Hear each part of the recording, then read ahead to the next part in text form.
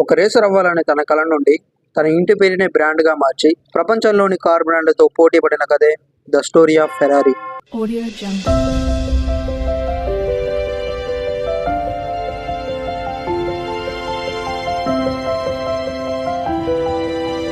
Audio Jungle. Chapter 1.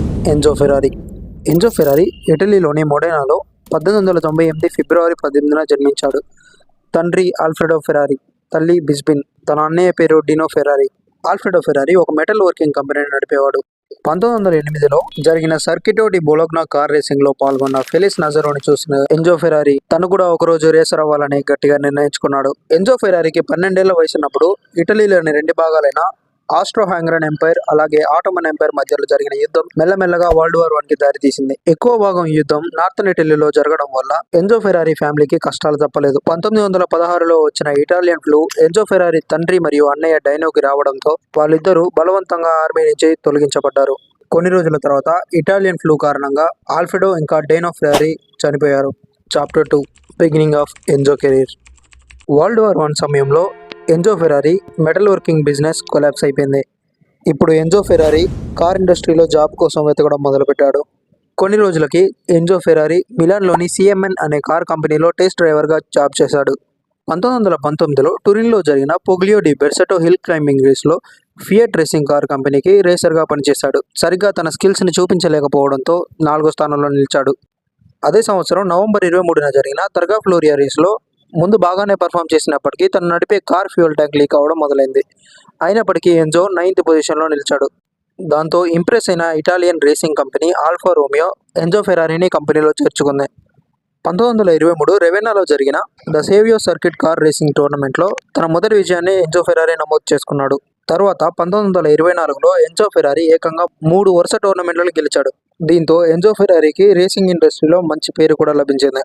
1932లో Enzo Ferrari Alfa race car ఫ్యాక్టరీకి developing మేనేజర్గా select అయ్యాడు. తర్వాత ఎన్జో ఫెరారీ ప్రముఖ రేసర్స్తో కలిసి ఒక మంచి టీంని తయారు చేసుకున్నాడు. ఆ టీంకి స్కూడేరియా ఫెరారీ అనే పేరును కూడా పెట్టాడు. తర్వాత ఎన్జో టీం ఎంతో కష్టపడి ఆల్ఫా రోమియో రేసింగ్ కార్ కంపెనీని ఒక సక్సెస్ఫుల్ కంపెనీగా నడిపారు. ఆ తర్వాత మెల్లమెల్లగా ఎన్జోకి తన తల్లి గిఫ్ట్ ఇచ్చిన ఫ్రాన్సింగ్ హార్స్ మెడల్ గుర్తుని కార్ల మీద ప్రింట్ చేయడం మొదలుపెట్టారు. తర్వాత 1940లో జరిగిన మైల్ మిగ్లియా రేస్ 2 రేసింగ్ కార్లను అందించడంలో ఎన్జో సక్సెస్ అయ్యాడనే చెప్పాలి. ఇంతలో వరల్డ్ వార్ 2 స్టార్ట్ అయింది. ఇటలీ గవర్నమెంట్ ఆల్ఫా రోమియో కంపెనీని ఆక్యుపై చేసి యుద్ధానికి సరిపోయే ఆయుధాలను అలాగే ట్రక్లను తయారు చేయాలని ఫోర్స్ చేసింది. దీంతో చేసేదేమీ లేక ఆల్ఫా రోమియో కంపెనీ ఆయుధాల తయారీని మొదలుపెట్టింది. కొన్ని రోజుల తర్వాత US air force Alfa Romeo company మీద ఒక బాంబును వేసింది. దీంతో చెల్లాచెదురైన ఆల్ఫా రోమియో కంపెనీ వదిలేసి అందరూ పారిపోయారు. ఎన్జో ఫెరారీ కూడా మోడెనా నుంచి మరినెలో అనే ప్రదేశానికి వెళ్లిపోయాడు. తర్వాత యుద్ధం కారణంగా 4 సంవత్సరాలు కార్ల తయారీ ఆపేయాల్సి వచ్చింది. 4 సంవత్సరాల తర్వాత 1947లో తన మొదటి ఫెరారీ కార్ అయిన ఎస్పీఏని తయారు చేశారు. ఫెరారీ జర్నీ ఇక్కడే మొదలైంది. ఫెరారీ ఎస్పీఏ తర్వాత ఆల్ఫా రోమియో కంపెనీని వదిలి తన సొంత టీంతో కలిసి కార్ల తయారీని మొదలుపెట్టాడు. 1948లో టూరిన్లో జరిగిన లోగో డిగాడా కార్ రేస్లో ఫెరారీ తన మొదటి విజయాన్ని నమోదు చేసుకుంది. తర్వాత 1949లో ప్రవేశపెట్టిన ఫెరారీ 166mm కూడా తన రేసింగ్లో తన విజయాన్ని అందుకుంది. తర్వాత రేసింగ్ మాత్రమే కాకుండా రోడ్ కార్స్ని కూడా తయారు చేసి డబ్బు సంపాదించాలనే ఐడియా ఎన్జో ఫెరారీకి వచ్చింది. అనుకున్నట్టుగానే 1958లో ఫెరారీ తమ మొదటి రోడ్ కార్ని ప్రవేశపెట్టింది. ఆ తర్వాత ఫెరారీ ఇటు రేసింగ్ రంగంలోనూ అటు రోడ్ కార్స్ రంగంలోనూ చాలా విజయాన్ని అందుకుంది. తర్వాత ఫియట్ కార్ కంపెనీ ముందుకొచ్చి ఫెరారీ యొక్క 50% స్టాక్స్ను కొనుక్కొని మంచి అవకాశాలని అందించడం మొదలుపెట్టింది.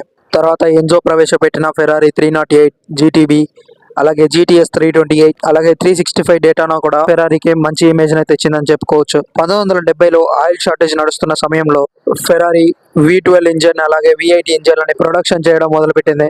ఇలా ఇంజన్ పర్ఫార్మెన్స్ అలాగే స్పీడ్ వల్ల ఫెరారీ అప్పటికి చాలా ఫేమస్ అయిపోయింది. కానీ ప్రపంచంలో ఉన్న అప్పటి ధనికులు ఫెరారీని ఒక ఇటాలియన్ కార్ కంపెనీ లాగా చూసారు కానీ ఒక బ్రాండ్ లాగా చూడలేకపోయారు. అప్పటికే ఉన్న జాగ్వార్ అలాగే లంబోర్గినీ కార్స్ మీదే ఆసక్తిని చూపేవారు. సరిగ్గా అప్పుడు ఫెరారీ 1984లో the Ferrari Testarossa with V12 engine launch చేసింది. అయితే ఫెరారీ టెస్ట్రోజా 20వ శతాబ్దంలో ద బెస్ట్ సెల్లింగ్ కార్ గా నిలిచింది. సరిగా ఈ సమయంలోనే ఎన్జో ఫెరారీ హెల్త్ కూడా క్షీణించడం మొదలుపెట్టింది. అయినా కూడా కొత్త మోడల్స్ అలాగే కంపెనీకి దారి చూపడంలో ఎన్జో ఫెరారీ ఏమాత్రం వెనక్కి తగ్గలేదు. ఆయన చివరిగా ప్రవేశపెట్టిన కార్ 200 mph క్రాస్ చేసిన మొదటి కార్ గా నిలిచింది. అదే ఫెరారీ F40. ప్రపంచ కార్ చరిత్రలోనే ఒక టెర్రర్ అని చెప్పాడు. ఒక ఫెదర్ గాల్లో తేలుతున్నట్టుగా అనిపించిందని చెప్పాడు. ఈ చివరి ఇన్వెన్షన్ తర్వాత 1988లో ఎన్జో ఫెరారీ కన్నుమూశారు. అయితే ఫెరారీ కంపెనీకి 21 ఏళ్లు చైర్మన్ గా పనిచేసిన మోంటెజ్మెలో గారు ఎన్జో బాధ్యతలు గౌరవంగా స్వీకరించారు. మోంటెజ్మెలో గారు బాధ్యతలు స్వీకరించిన తర్వాత ఎన్జో ఫెరారీ గారి నెక్స్ట్ ప్రాజెక్ట్ అయిన F50 అలాగే F60 లా ఫెరారీలను రిలీజ్ చేశాడు. అయితే ఫెరారీ F60కి మాత్రం పేరు మార్చి ఎన్జో గారి గుర్తుగా F60 కార్కి ఎన్జో అనే పేరును పెట్టాడు.